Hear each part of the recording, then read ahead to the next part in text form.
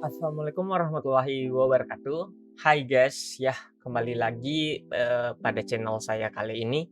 Dan untuk video kali ini saya akan menjelaskan sedikit mengenai identifikasi praktik media massa dari sudut pandang institusi, baik itu ideologi dan visi misi.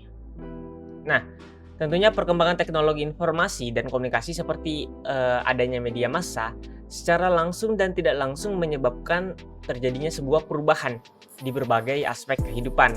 Nah, salah satu aspek tersebut adalah pengaruhnya terhadap perubahan sosial.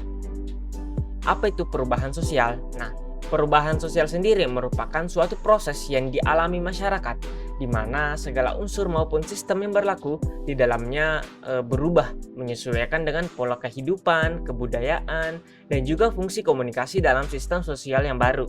Nah, kita beri contoh saja ya. Contohnya misalnya seperti media massa, seperti sosial media yang tentunya memiliki peran yang sangat besar dalam perubahan sosial.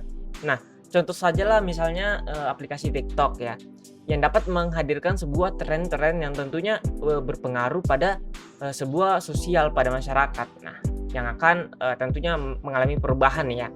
Nah, jika kita membahas secara garis besar mengenai pengaruh dalam aspek apa saja sih yang dapat terjadi di media massa. Nah, aspek perubahan pertama itu dapat merubah standar hidup yang layak ya.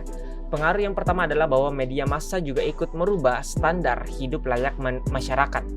Nah, hal tersebut dikarenakan media berperan dalam memperlihatkan pada masyarakat bagaimana suatu standar hidup yang layak bagi manusia melalui informasi maupun pesan-pesan di dalamnya.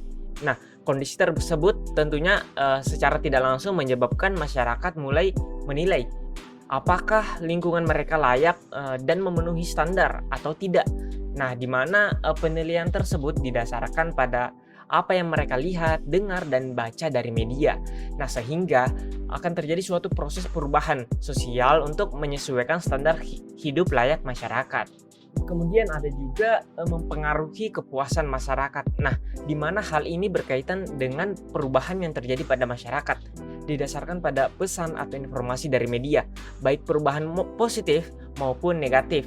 Nah, kondisi tersebut berkaitan dengan perasaan senang masyarakat akan diri mereka sendiri karena merasa cukup maupun mengecilkan kepercayaan diri karena merasa lebih rendah dari yang lainnya. Nah, yang berikutnya yaitu dapat juga terjadinya pergeseran tingkah laku. Nah, pengaruh media massa yang dapat dilihat dalam perubahan sosial adalah pergeseran tingkah laku ini yang disebabkan karena pesan dan informasi yang sangat mudah diterima.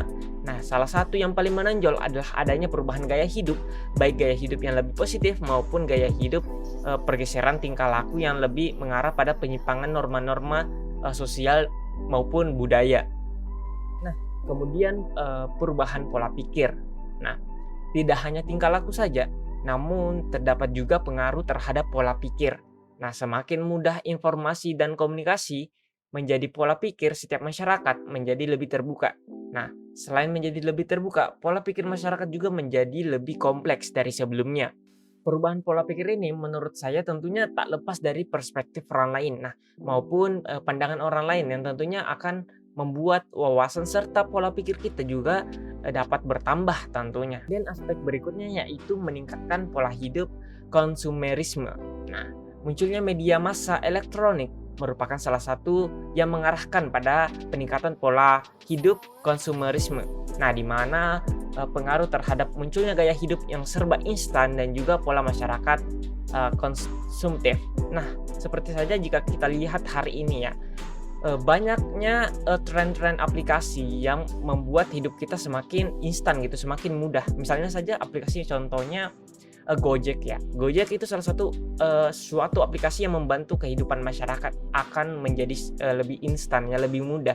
Nah, misalnya kita ketika kita memesan makanan tentunya akan lebih mudah jika kita menggunakan semacam aplikasi Gojek seperti itu untuk memesan makanan daripada kita harus mencari makanan keluar sendiri. Nah, itu kan lebih istilahnya tidak instan lah. Nah, pola-pola hidup masyarakat seperti inilah yang tentunya tidak selalu baik karena dapat membunuh kreativitas setiap individu secara perlahan-lahan. Nah, peningkatan pola hidup konsumerisme juga merupakan salah satu efek media massa dalam komunikasi persuasif. Nah, baik selanjutnya yaitu berikutnya aspek penurunan minat belajar. Nah, pengaruh yang selanjutnya adalah berkaitan dengan dunia pendidikan, yaitu adanya penurunan minat belajar. Semakin mudah setiap individu mendapatkan informasi yang dicari, menyebabkan pelajar semakin malas untuk belajar dan lebih bergantung pada media massa yang ada. Nah, kita contoh saja seperti saat ini ya, yang dimana orang-orang itu ketika mencari sebuah informasi pasti larinya ke Google semua. Jarang sudah kita mencari informasi misalnya contohnya di surat kabar ya. Sekarang lebih mudah mencari informasi di internet ataupun di Google ya. Ataupun di sosial media juga. Nah, selain itu kita tidak perlu terlalu jauh lah. Contoh saja diri saya sendiri misalnya. Nah, saya seorang mahasiswa. Kadang jika kita mencari sebuah materi itu kadang penurunan minat belajar ini saya rasakan sendiri, yang dimana lebih terasa lebih instan, lebih mudah kita mencari sebuah materi yang ada misalnya di Google Scholar ya, yang tentunya lebih mudah dan tentunya juga pasti terpercaya ya kalau di Google Scholar. Jadi saya merasa sudah jarang kita mencari informasi materi pada buku misalnya ya, karena sekarang semakin instan, semakin mudah, makanya penurunan minat belajar ini tentunya pasti akan terjadi. Tapi ya perlu kita ingat juga gitu, kalau pemanfaatan teknologi seperti ini tentunya boleh-boleh saja, tapi ya tak lepas dari itu semua kita juga perlu mendapatkan informasi ataupun wawasan kita, misalnya seperti membaca buku ataupun membaca sebuah materi-materi yang ada seperti itu ya. Nah, selain itu unsur media massa lainnya juga dapat dinikmati setiap saat, juga dapat menyebabkan penurunan minat belajar pada generasi muda. Nah, seperti ada misalnya kita ingin membutuhkan sebuah informasi materi, nah kita tinggal membuka Android saja gitu ataupun handphone kita saja untuk mendapatkan sebuah materi. Tidak perlu kita repot-repot ke perpustakaan mencari buku dan lalu mendapatkan informasi. Tapi ya ini ada plus minusnya lah ataupun ada positifnya dan negatifnya. Jadi kita tinggal pintar-pintar saja memanfaatkan teknologi yang ada. Nah, aspek perubahan berikutnya yaitu memudarnya sosial dan budaya asli.